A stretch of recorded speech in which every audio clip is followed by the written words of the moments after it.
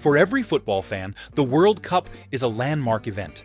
After all, football is the most important of the least important things, as ethnologist Christian Bromberger once said, and the World Cup carries a truly spectacular history. The first edition of the World Cup took place in 1930.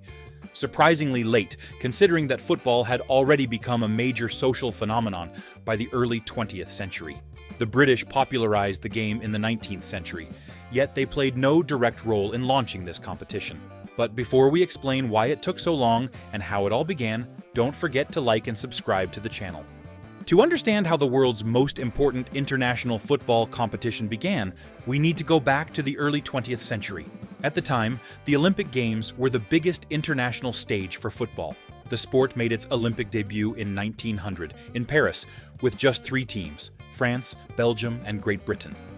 It was a modest beginning, but it planted an important seed. Meanwhile, in 1904, FIFA was founded by a group of 7 European nations: France, Switzerland, the Netherlands, Belgium, Spain, Denmark, and Sweden. Soon after, countries from outside Europe joined: South Africa in 1909, Argentina and Chile in 1912, and the United States in 1913. The British associations, England, Scotland, Wales, and Ireland, had a complicated relationship with FIFA. Disagreements over money, professionalism, and control led them to leave the organization more than once. But a new problem was emerging. The Olympics only allowed amateur players, and as football grew, the best players were professionals. By the late 1920s, football stood at a crossroads. In 1928, at the FIFA Congress in Amsterdam, a bold decision was made to create a new tournament open to all players, amateurs, and professionals alike: a true World Cup. When it came time to choose a host, 2 countries stepped forward: Italy and Uruguay. Europe expected Italy to win, but FIFA chose Uruguay. It wasn't just a random decision. Uruguay had just won back-to-back Olympic gold medals in 1924 and 1928, and was celebrating 100 years since its first constitution. The government promised to cover travel costs and build a brand new stadium. Traveling to South America in 1930 wasn't easy, because it meant weeks at sea. Several European teams simply refused to go. In the end, only 4 made the journey: France, Belgium, Romania, and Yugoslavia. When the tournament began, Montevideo was electric. Crowds filled the streets, flags waved from balconies. This wasn't just a competition, it was a national celebration. At the heart of it all stood a brand new arena, the Estadio Centenario. Built in record time, it could hold 100,000 people, a symbol of ambition and pride. 13 teams entered the tournament, divided into 4 groups. One of the breakout stars was Argentina's Guillermo Stabile. He didn't even play in the opening match, but once he got his chance, he scored goal after goal, and he became the tournament's top scorer with 8 goals. Meanwhile, a great story was building toward the final: Uruguay versus Argentina.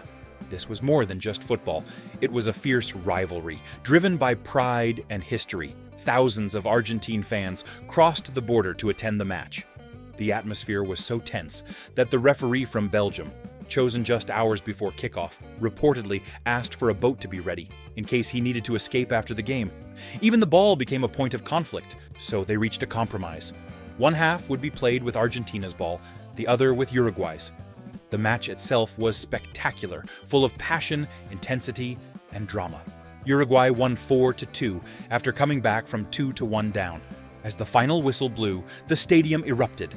Uruguay became the first World Cup champion, and football had officially found its global stage.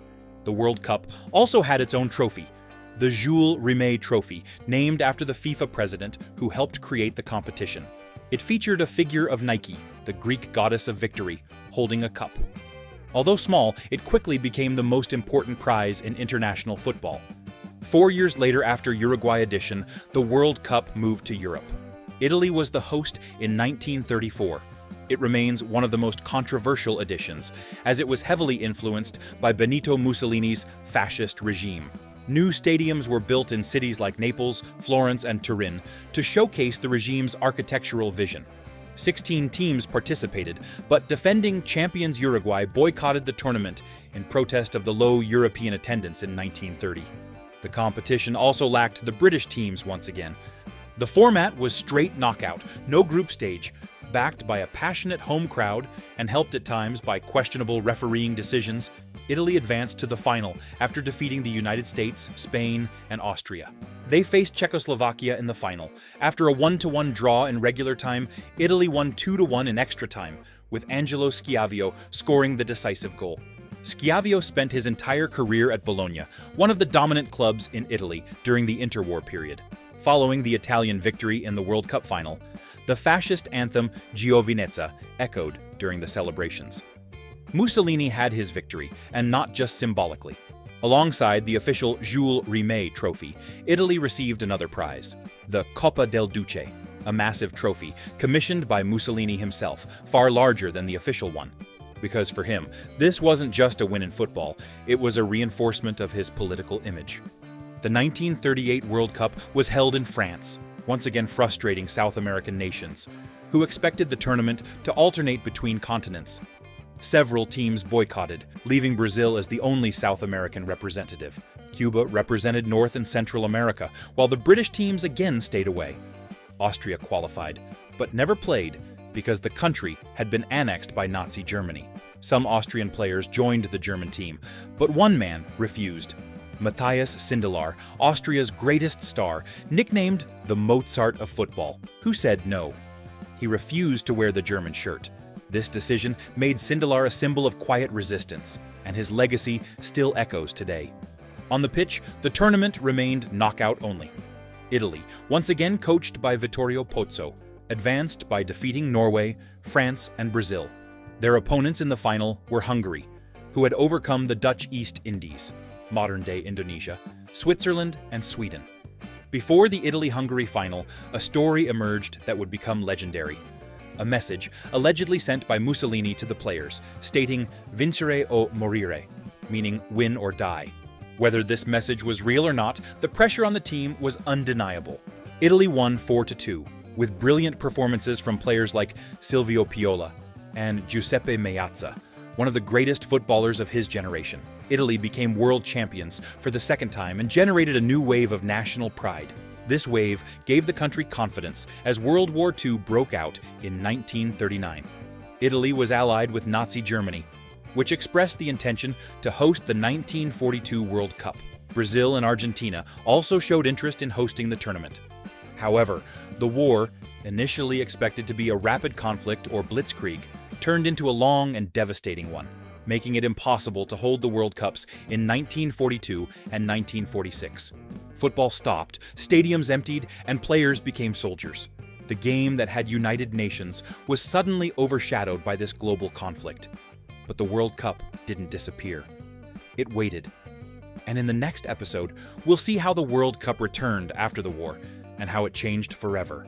Until then, if you enjoyed this journey into football history, don't forget to like and subscribe, because the story of the World Cup is just getting started.